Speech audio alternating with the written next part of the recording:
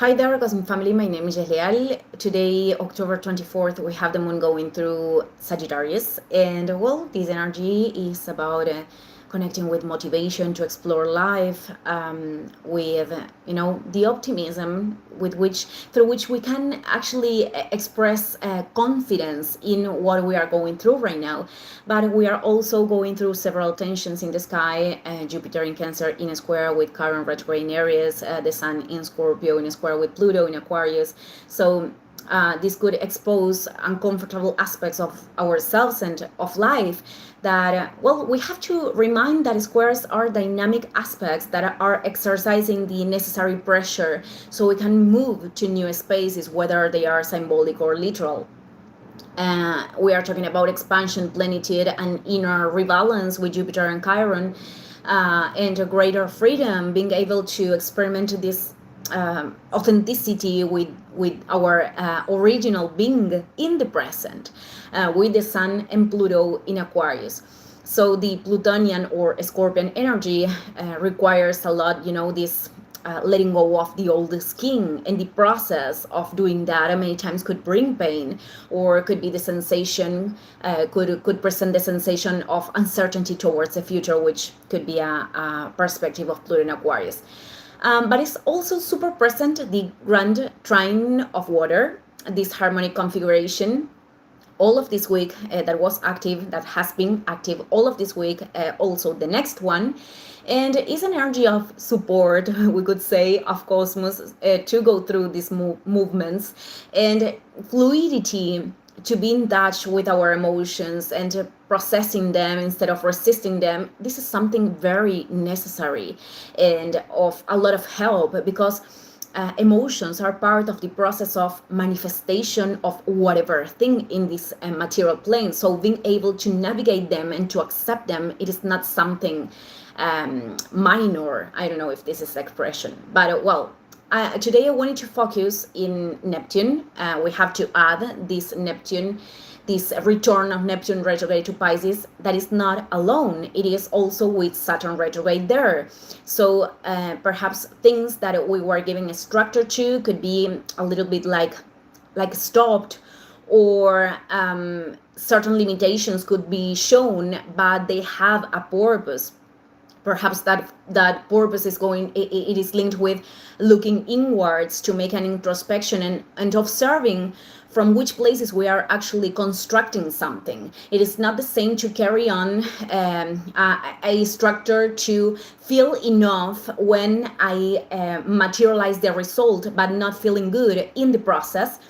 Because of our own exigencies, that doing that, surrendering to the path, connecting with the will of creating. With creating, I'm not only referring to, art, that kind of creativity. That could be, because Pisces is very linked with that. But I am referring to create experiences in the matter. Also contributing with others, serving others. And this process is not linear for anyone, but we can recognize which energy we are inhabiting with more regularity.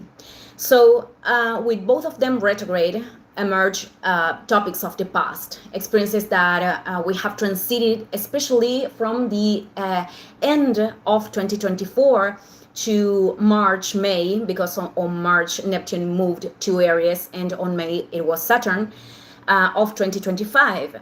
And they are in a sign right now, Pisces, which is experimenting. It is an experience for us of connecting a lot with our sensitivities, feeling very permeable, especially the ones that the people that have planets in the last degrees. I am including myself there. And we are very permeable to the collective emotions. We are closing, all of us, we are closing emotional processes. We are grieving. We are dealing with the falling of certain visions and situations that are not going to be part of that new cycle that we started to see when both of them stayed in Aries.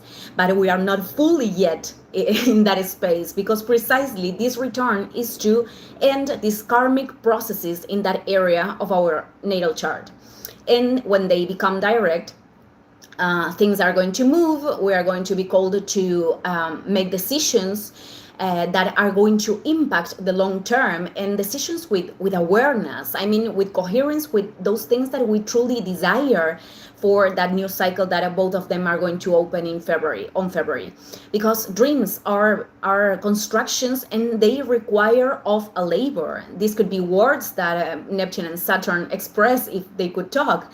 Understanding labor as the actions and decisions that we make in the matter that are truly aligned with those dreams, even if there are moments that we could feel those decisions like challenging because of our own conditionings. And this is going to depend on the dreams of each one, and how much contact we have with them, because for some people they could be like colored by illusions and expectations that are an escapism of reality, and they are still conditionings that we need to dissolve.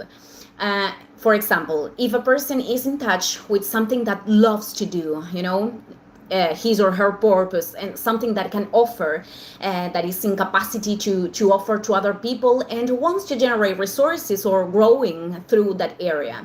So that person has to make decisions that are truly aligned with that construction, because if the person keeps investing energy, excessive energy, in projects that are in a distance of that, what she or he wants, it is he or she are dispersing the energy. This seems pretty obvious, but it is not, because many times for fear of failure, for fear of losing something, for wanting to control what is going to happen, we sustain experiences in our lives that could be not in coherence what we truly desire. You can apply this to whatever thing you are considering is a dream. So all this Piscean sensitivity could produce for some people that some certain things could feel like overwhelming. And therefore, when chaos and confusion are emerging, which are the shadows of Pisces, intuition is the greatest guidance that we have to open our way to the mystery. But in the moments that the state of confusion is pretty high and we are not able to listen to ourselves, we have to seek for a way that is going to take different forms for each one of finding our center.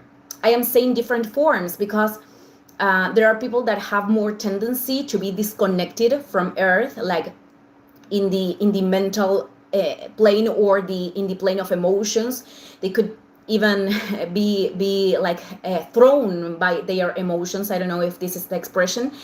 And for those people, they have to connect with the body, they have to connect with movement, doing something in the matter that can return them to the presence and activity. But for people that are super rational and they are always in doing, those people perhaps need to meditate, to rest, to create a space until waters can be stabilized and they can see clearer.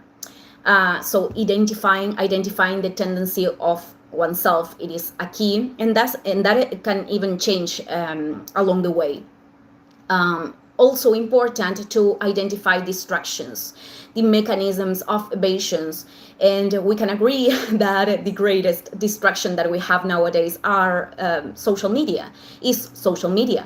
But we can also use social media as a way of connection depending on what we are consuming and on the boundaries that we establish. And also, in another perspective, there could be people that are working as a way of evading themselves, or socializing, or even helping other people just to not look inwards. So again, this is an individual recognition. This means that this 2025 and great part of 2026, which is the period in which Saturn and Neptune are in conjunction, if we can actually understand their functions, Saturn has the function of limit, of a structure, of contraction of the energy, and Neptune, the dissolution of the limit. They seem to be opposite, but they are not. They are, but we can integrate that.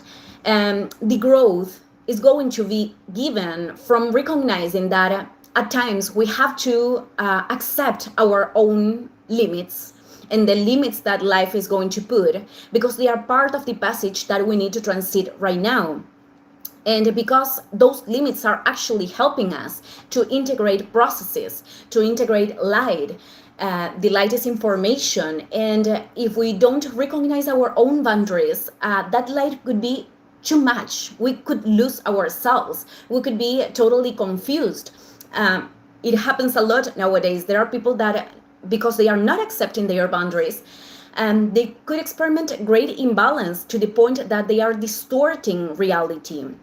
With the expansion of spirituality, let's say in a certain way, because the existence is a spirituality, but with expansion of the concepts and the information, many people have very mixed conceptions of the material plane, of the spiritual plane, and they are losing sense and function, applicative. And with this, I am trying to say that they could experiment mental destabilization. That's why growth is gradual. I think I'm inventing a word again, but yeah, it is something that requires a process. And many times we are so much focused, excessively focused on results, that we forget that later we have to deal with those new structures, with that growth, and that we have to develop capacity. On the other side, restrictions of life, we learn a lot about them to make more responsible decisions, responding to the soul. We can learn humbleness, patience, and focus in the present moment. Humbleness, I think that is tested when things are going right also. But from other perspective, and to close this video with this union of both planets, it is also very important to know when we need to accept what our intuition is telling us, and when it comes the time that we have to transcend a limit, a barrier that is preventing us from growing. That barrier could be an obsolete mental logic, could be not belonging, not staying anymore in a space for conformism or resignation. Could be recognized that is moment to move to the next level, even if we are not feeling totally prepared, or we could experiment certain fears, because that ideal state of readiness, it is not going to come. The moment of moving forward is marred by this intuitive wisdom. Thank you, everyone. See you in the next video. Ciao, ciao.